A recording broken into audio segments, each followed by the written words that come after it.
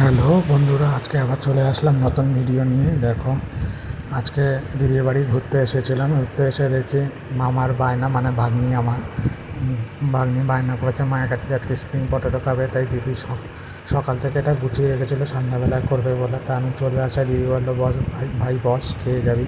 তা আমিও বসে গেলাম দেখি কীভাবে কী করে, তাই দেখার জন্য, আর কেমন কী সুন্দর হয় খেতে সেটাও দেখার জন্য। তা দেখো, দিদি এটা বানানো শুরু করেছে। যে ম্যারিনেট করা ছিল সব, সেগুলো সব এখন মানে প্রিপারেশান করে রেডি করছে, এখন সব করবে। তারপরে ভাজাটা তোমাদেরকে দেখাবো। দেখো কীভাবে করছে পুরো, এবার তেলে দিচ্ছে। দেখো তোমরা,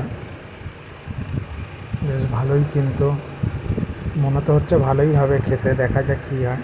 ও দেখো, প্রায় অনেকটা হয়ে এসেছে, পুরো একদম লাল লাল মনে হচ্ছে। একটু দিদিকে জিজ্ঞেস করলাম কি এর মধ্যে ঝাল ফাল কিছু দিয়েছিস নাকি।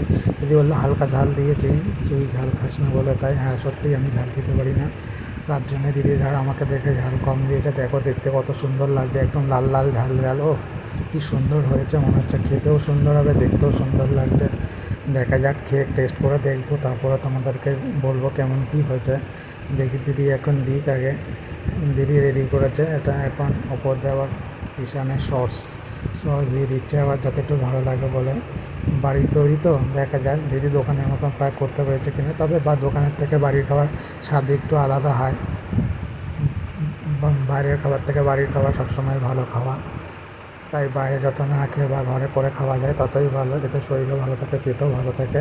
চলো খেয়ে দেখা যাক কেমন কী হয়েছে না হয়েছে, তারপর তোমাদেরকে বলছে।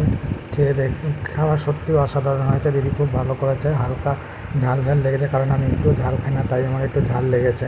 আমার ঝাল ঝাল মনে হয়েছে। যাই হোক, আজকের মতন এটুকু, দেখা হবে পরের ভিডিওতে। টাটা।